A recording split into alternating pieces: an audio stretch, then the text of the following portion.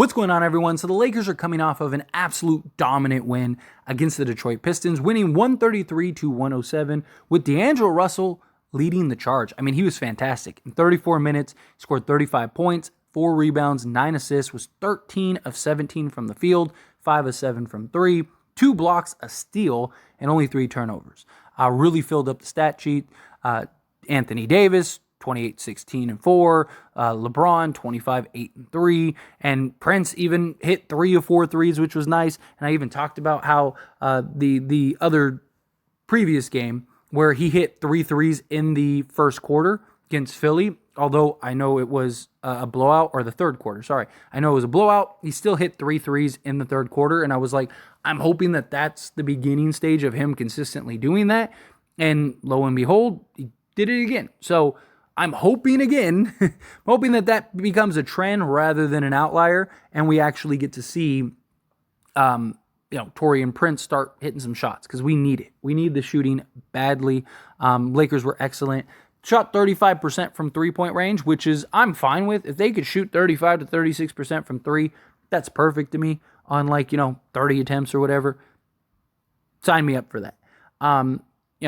Christian Wood had a solid game. It was a great team effort. Again, I love the games where it's a great team effort. Things are clicking. Things are moving. We took care of the basketball.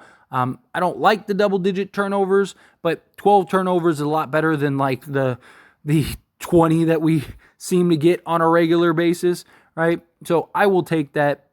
And then the assists. Again, I've talked about it. Whenever the Lakers get 28 to 30 assists, more times than not, they win those games. And more times than not, they win them in dominant fashion, because the ball isn't sticking. The thing is, the rock is free flowing, right? Guys are getting opportunities. Guys are moving and sharing the basketball. We're getting good looks.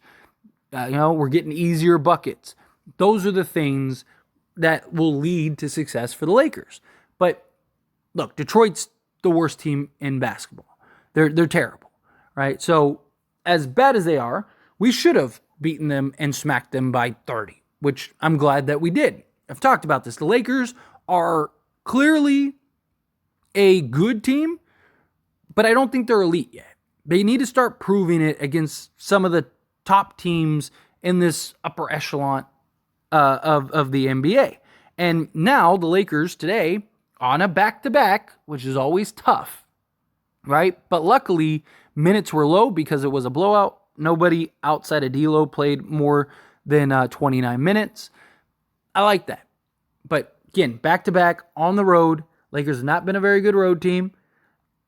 You're playing the Oklahoma City Thunder. And Oklahoma City is currently 11-6. The Lakers are 11-8, right? We need to get this win, because then that would put us 4 games over 500. Then we got the Houston game at home, which the Lakers have been excellent at home. And then you follow that up with the knockout round against the Phoenix Suns and the in-season tournament. But more than anything, it starts allowing us to climb this ladder and getting to just a better position, a better seeding, right? The Thunder are currently on a 2-game skid, but they've been very good this year.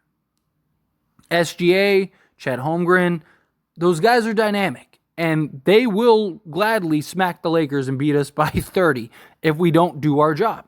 We don't provide the energy. We don't have our legs. We're not hitting shots. We're doing the things that the Lakers have seemed to have a trend of doing the last, or thus far this season, right? But this is like a game.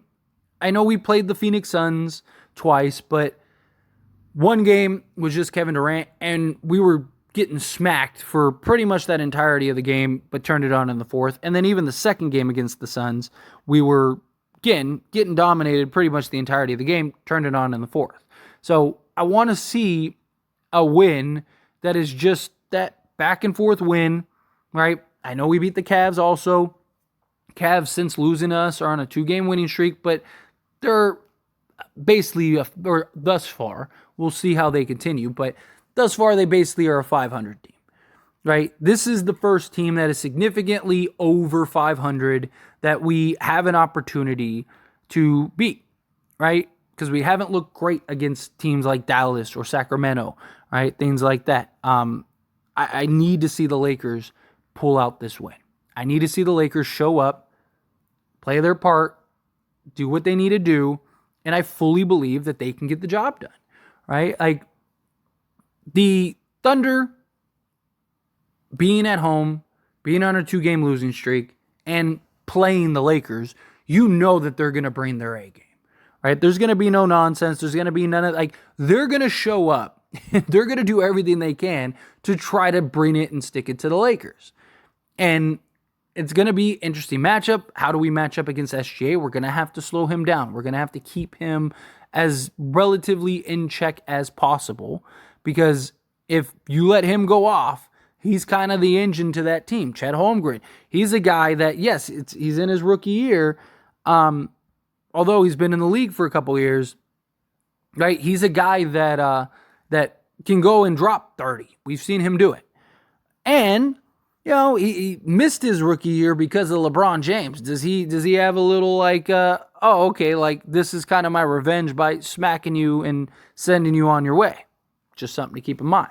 But again, SGA is a guy he'll go give you 30 plus. We need to lock down. We need to do good. Torian Prince, Cam Reddish, Max Christie. These are guys that I expect to be on SGA and defending SGA for pretty much the majority of the game. And they're going to have to try to slow him down, right? Got to do their job, because this is a team that can get hot and knock down threes at a consistent clip. Even in their previous game, they lost to Minnesota. They lost by 3 on the road. They shot 37% from 3. This is a team that can shoot 37 to 40% from 3 and really torch it and light us up. So the Lakers, again, they have to buckle down. They have to lock in. They have to focus. They have to bring that energy on both sides of the basketball. I need Anthony Davis to go out there and have himself a game. This is a game where AD should again dominate. This is a game in which Anthony Davis should be able to really control and dictate this game down the stretch, right? Because, again, Chet Holmgren is not going to be able, or shouldn't be able, to hold Anthony Davis. He shouldn't.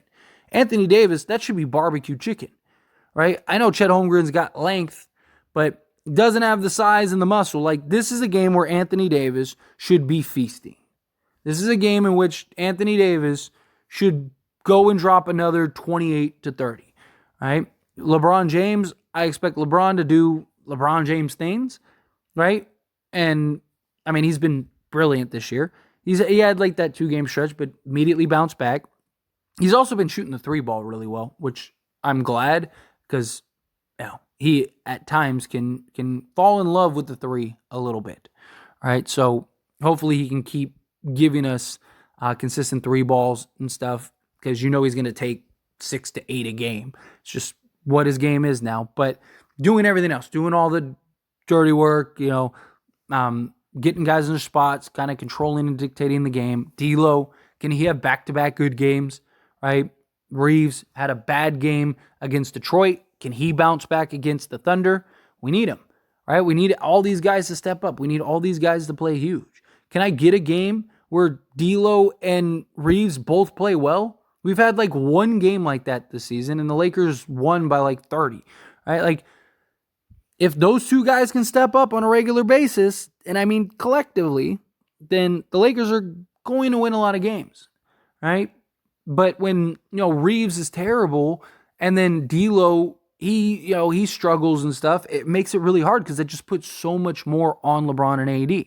This needs to be a team effort game. That's why we have this depth. That's why we have this talent. That's why we have the pieces that we have. So we're not so LeBron and AD reliant. It's great that we have LeBron and AD. LeBron and AD are going to go give you, their 50 points combined. They're, arguably the best duo in the league when they're both clicking. I think they are the best duo in the league, especially when they're both clicking. But we need guys to step up beyond those 2. We need guys to play their role, play their part beyond those 2. If the Lakers can do that, then they should beat the Oklahoma City Thunder. This should be a game in which the Lakers walk away with a W. Now, start building on that new win streak, going back home, right? And start building some momentum going into that Phoenix Suns game because, look, it's going to be tough, right? That Suns game is going to be very tough. We beat them twice already. You know that they're going to want to get that third time, and it's hard to beat any team in the league 3 times, especially in like a month span. So, but these are the games that you can start using to build some momentum, and it would be nice to get this win on the road against a real playoff team, or at least thus far. Very good team that's played very well. Got 2 very dynamic players that both could easily keep up with LeBron and AD, right? Like, this is the type of game that we could look back and go, okay, like, there it is. There's the Lakers.